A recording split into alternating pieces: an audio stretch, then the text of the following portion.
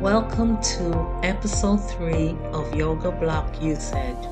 And on this episode, I will be talking about the main reasons why yoga can help with achieving your stretching goals. Using a yoga block. In this podcast episode, I will be chatting about what is the purposefulness of a yoga block and how it is purposefully used for balancing and standing and stretching and used for restorative yoga poses.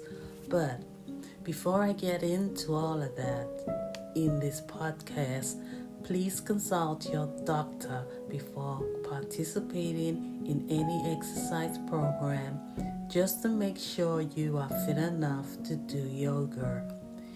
And don't forget to like and subscribe to the Windwatch Fashionista channel if you haven't already done so.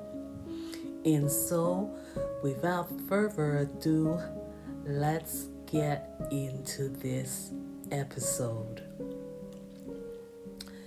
Experts in the field of yoga unanimously agree that using yoga blocks serves as an excellent way in purposefully assisting the yogi practitioners in stretches that involve reach and support. This is because not all practitioners have prerequisites for a full range of motion. In other words, their bodies are either not strong or flexible enough to perform that particular yoga position. This is why a yoga block is an excellent prop to have in your yoga equipment arsenal. You know what I'm saying? You gotta have the standard yoga accessories at your disposal, such as the yoga strap, the extra large yoga mat, incense sticks, a candle, and a yoga wheel. What I'm really trying to say here is that having a yoga block is a helpful prop for all types of abilities, and especially for beginners who may not have the flexibility or strength to perform certain types of poses on their own. It is also thought that yoga block usage is a much better and safer way to practice stretching, as you can do without the help of someone who is assisting your stretches, as this can be problematic because all of that assisted stretching, which involves pushing and prodding, can possibly lead to straining your muscles if not done correctly. What is so good about yoga blocks is that it can support various parts of the body, such as the hands, feet, hips, and back, because it helps with proper alignment whenever you perform yoga. For instance, if you position your body in the triangle pose, which is otherwise known as the Trikonasana pose, with a yoga block, then alignment is easily achieved by placing your hand on the yoga block. So now what you've done is improved your alignment and flexibility. This is because if the yoga block wasn't present, you would have limited flexibility. For instance, in the inner thigh area, and then touching the ground would be a huge issue, right? So the yoga block acts as a stabilizing force to reinforce proper alignment. Proper alignment is necessary because it prevents injuries such as strains and losing your balance and falling over which has happened to me on numerous occasions when trying a new yoga move. Falling and stumbling around the yoga classroom is not to be laughed at because it can be distracting in a yoga lesson attempting to highlight peace, relaxation, and tranquility. What proper alignment really does is it engages the right muscles when they are stretched.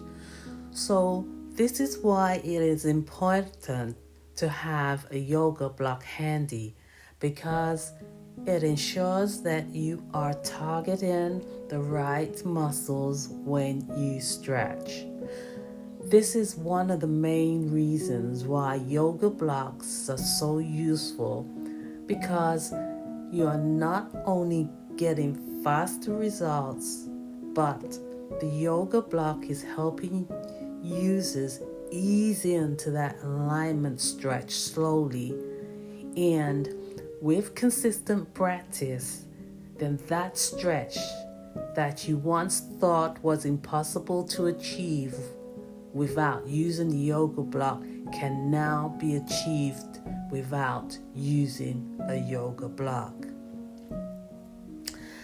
Having said all of that, please bear in mind that ultimately, if you want to achieve your stretch goals, then you will need to be stretching on the regular.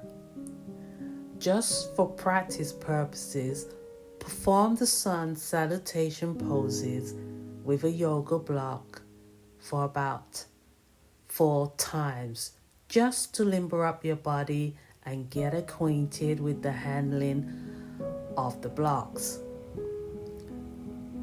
It may take you longer to perform the salutation with yoga blocks, but it's worth it because you are building additional strength in your body by just using these blocks. I will explain more about yoga blocking and strength building on a future episode, but for now, get a feeling for handling the block whilst maneuvering your body gracefully from one yoga position to another. So listen up, everyone. That's all I have time for in this podcast episode.